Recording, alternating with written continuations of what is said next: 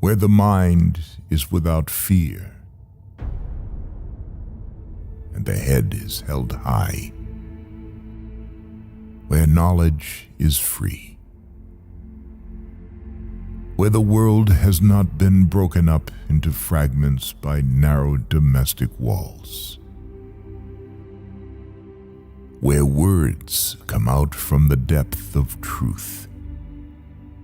where tireless striving stretches its arms towards perfection, where the clear stream of reason has not lost its way into the dreary desert sand of dead habit, where the mind is led forward by thee into ever-widening thought and action,